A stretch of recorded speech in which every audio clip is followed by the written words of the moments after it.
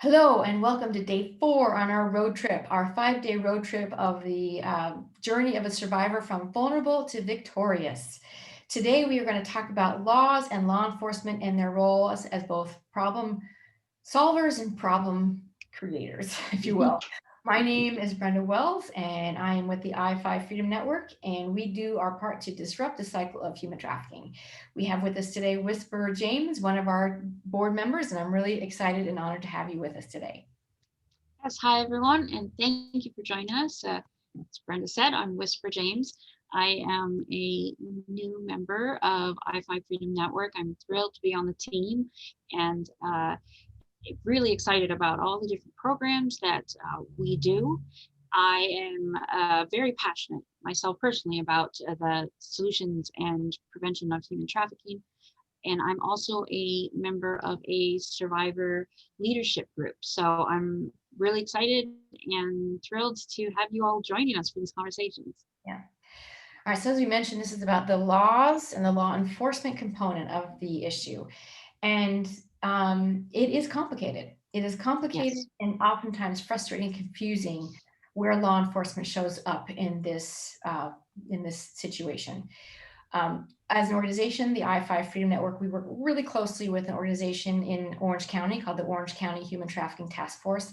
And as an agency, they are the gold standard for knowing how to train law enforcement on how to respond to these issues. And they'll be the first ones to let you know that not all police officers know how to respond to this Right. problem.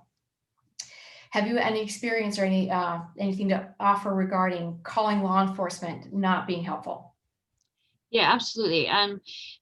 Similarly, as we talked about in yesterday's conversation, is that being able to have the switch of the mindset from, you know, this is a prostitute committing a crime to this is a victim of human trafficking that needs help. And sometimes a trained police, an untrained police force can cause a bigger problem when calling them because the victim themselves know that there's a mindset that they're perpetrating a crime, and uh, they might have issues with their visa, they might have issues, with a previous rap sheet or whatever it might be, and so they are often going to the reaction is pretty much going to be run, Right. or try to avoid it. So it can't really, bring that solution. It can be frustrating because, as you know, an individual, law enforcement is often the place where we do have the least control of what's going on. So it's important to understand the challenges of getting law enforcement involved and what you can do to either get them involved or another solution that doesn't involve them. Yeah, I love the way you said they're the ones we have the least amount of control over, and they're the first ones a victim of trafficking will run away to. When understandably, whether it's sex or labor Absolutely. trafficking, they have more likelihood of being arrested than being supported, because we are oftentimes law enforcement are, to their own training, it's they are violator centered, not victim centered. And whether it's Yes, labor, sex trafficking, absolutely. they're either seeing them as a prostitute and they'll arrest them for prostitution, or they see him as an illegal immigrant and they're going to arrest them and send them to ICE. And neither of those are taking into consideration the factors of why they're here to begin with. And so we really are really pushing for organizations like the Orange County Human Trafficking Task Force to get their law enforcement training nationwide. In addition Right. to that, what are the laws and how are they having an impact? One of the things that the I-5 is a part of is legislative advocacy. Yesterday, we talked about hotels Yes. and training, how important that was. We were a part of the bill getting passed called SB 970 in California. I'm really proud to say that California is one of the first states. They were the first 4 or 5 states in the nation to require this training. And so starting January 2020, all hotels are supposed to get their staff trained. We have a long way to go, but it's a great place to start. Other Yeah, places where absolutely. laws and law enforcement can come in conflict is in the illicit massage industry, which wraps up organized crime, sex trafficking and illegal immigration into one very difficult onion to unpeel. And that is also complicated because it's a city level ordinance address issue. So we as an organization got some ordinances changed in our community on how to address that. That becomes very victim focused, victim centered, and helps make it not as easy for these organized crime syndicates to set up shop in illicit massage in your community. And we, are happy to be advocates for that. And then also, how is a individual treated once they are given the opportunity to plead their case? So what do you know a little bit about victim of trafficking now with a rap sheet? Well, I mean, the like you mentioned, I think this might be one of the areas that is some of the slowest process to to change, the laws, law enforcement, and legislation. It's oftentimes behind what the need is. So, a person who is at this point already having a rap sheet, they're so much more in danger of getting,